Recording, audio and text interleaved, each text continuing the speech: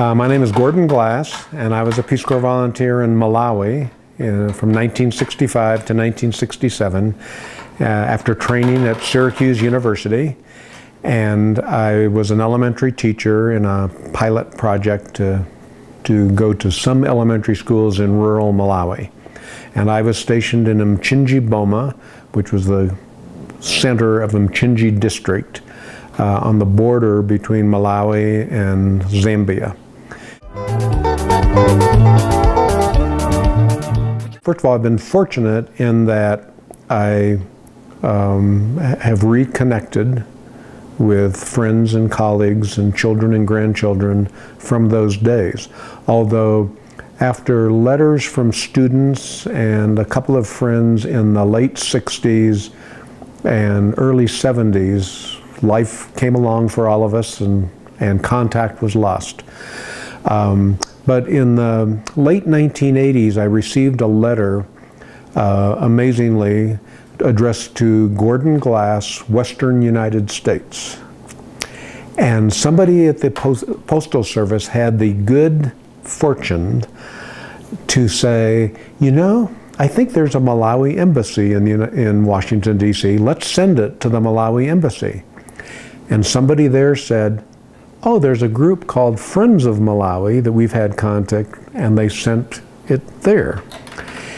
And the person who got the letter at Friends of Malawi said, oh, I have Gordon Glass's address, and she sent it to me in Farmington, New Mexico.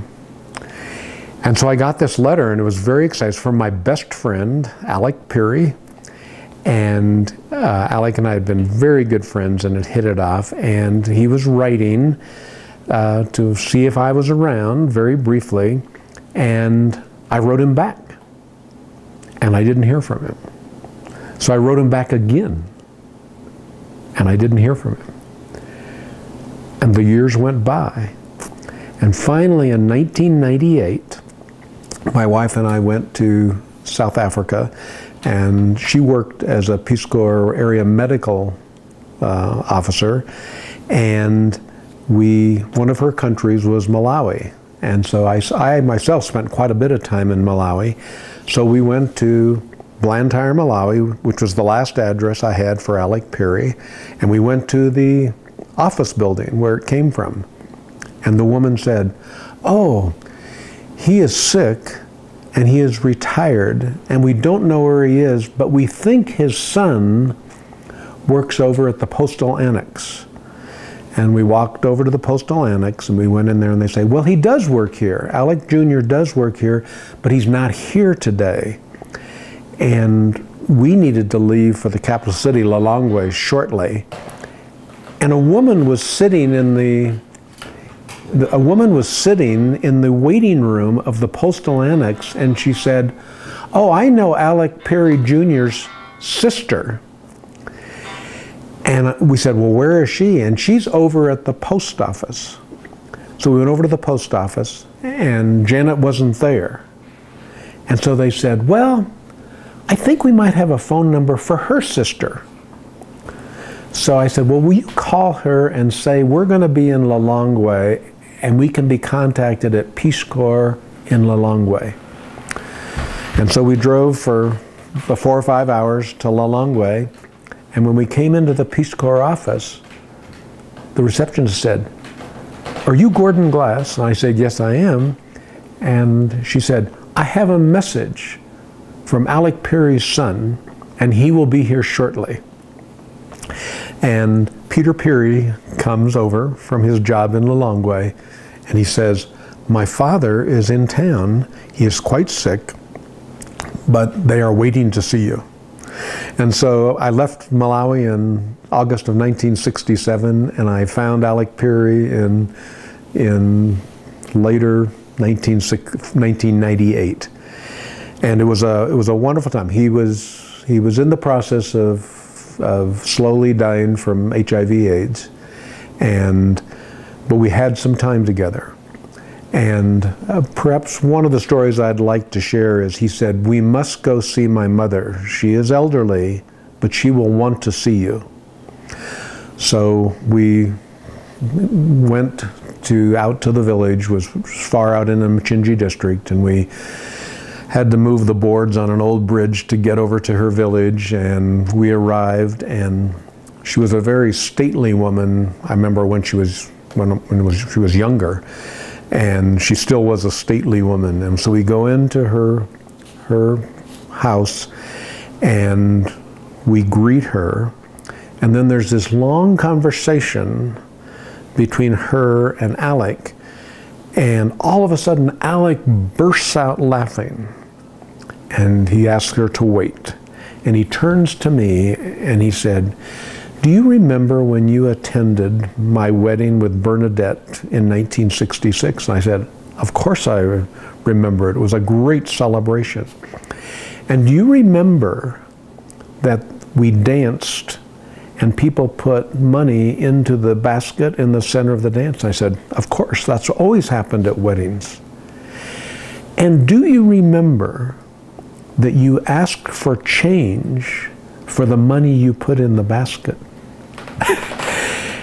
And he said, "My mother's first statement to me after I told her your name and who you were was, 'Is this the white man who asked for change at your wedding?'"